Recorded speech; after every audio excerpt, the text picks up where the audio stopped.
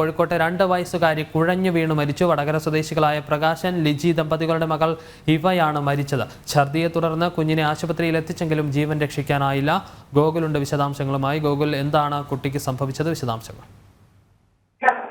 ഇന്നലെ രാത്രിയായിരുന്നു ഇത്തരത്തിലൊരു ദാരുണമായ സംഭവം നടന്നത്. ഇന്നലെ രാത്രി 12 മണിയോടുകൂടി കുട്ടി ഉറങ്ങിക്കിടക്കുകയായിരുന്നു. കുട്ടി പെട്ടെന്ന് ഛർദ്ദിച്ചതിനെ തുടർന്ന് കുട്ടിയെ ആശുപത്രിയിലേക്ക് കൊണ്ടുപോകുന്നതിനും ഇടയ്ക്കാണ് കുട്ടി മരണപ്പെട്ടത്.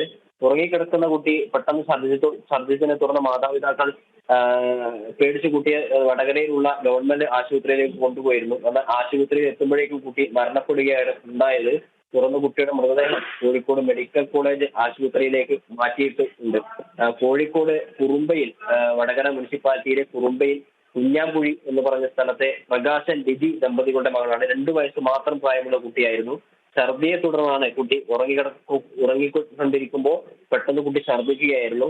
ഛർദിയെ തുടർന്ന് ഇന്നലെ രാത്രി തന്നെ വടകരയിലുള്ള ഒരു ഗവൺമെന്റ് ആശുപത്രിയിലേക്ക് കൊണ്ടുപോയി. എന്നാൽ പോകുന്ന വഴിയിൽ കുട്ടി മരണപ്പെടുന്ന സാഹചര്യമാണ് ഉണ്ടായത്. ഇപ്പോൾ മൃതദേഹം കോഴിക്കോട് മെഡിക്കൽ കോളേജ് ആശുപത്രിയിൽ സൂക്ഷിച്ചിരിക്കുന്നു. വിഷ്ണു.